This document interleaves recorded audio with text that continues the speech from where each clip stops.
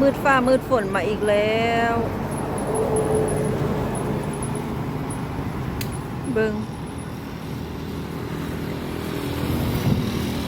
คักบ่บัดนี้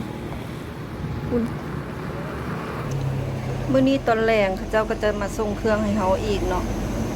อันนี้หันแม่นเฮาต้องขายมื้อนี้ก็น่าจะหมดเนาะยังปังแก๊สหนึ่งแล้วก็พริกกี้บี50ก้อนเนาะ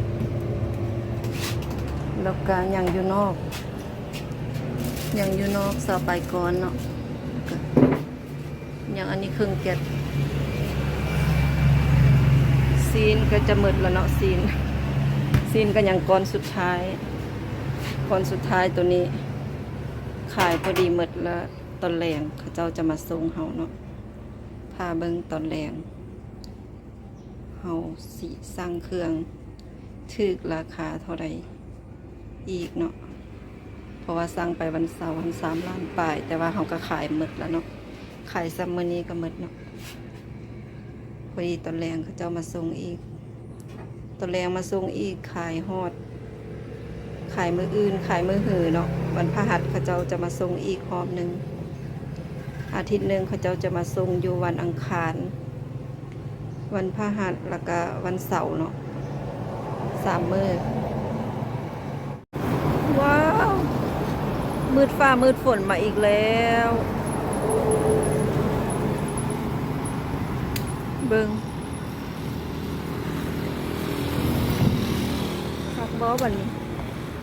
คุณ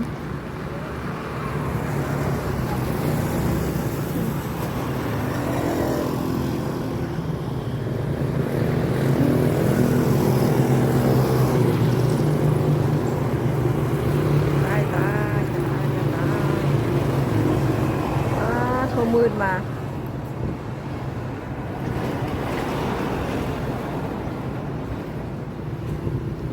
แล้ว